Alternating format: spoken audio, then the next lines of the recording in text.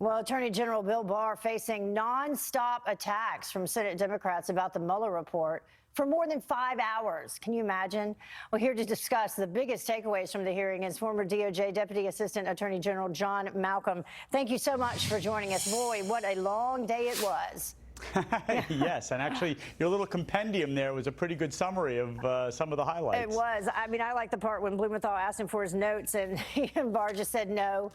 Right. So let's begin with some of the biggest takeaways, perhaps one of them being where he blasted Democrats for using the criminal justice process as what he referred to as a criminal weapon. What are your thoughts on that?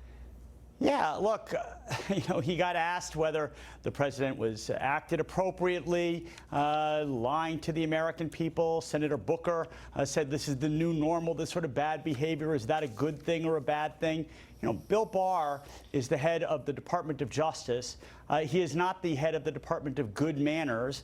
He's not there to determine whether the president is a nice guy or behaved appropriately. He's there to determine whether or not there was a conspiracy with the Russians in order to interfere with the 2016 election and whether or not the president of the United States attempted to obstruct the ensuing investigation. Yeah. And at the end of the day, he said this is a binary choice for prosecutors to make after examining all of the law and all of the facts, and that's what he was there to do, not to talk about whether the president on occasion acted in a petulant manner. Right. And what did you think about his overall mannerisms?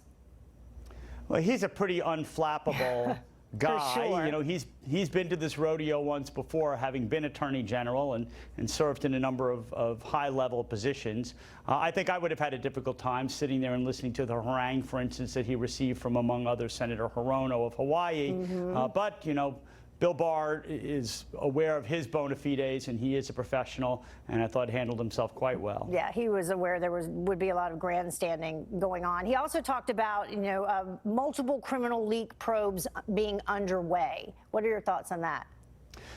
Yeah, look, leaking is a problem in all departments of the government, and certainly at the Department of Justice, and he made it quite clear that he is going to look into these matters. He takes them seriously. They undermine faith in the criminal justice system. And he also said that the department was going to be looking at whether there was a proper factual predicate to undertake this investigation in the first place, and whether there was a proper factual predicate to, as he, to use his word, spy on the Trump campaign. Those are very important issues. Senator Graham certainly appears intent on looking at those issues as well.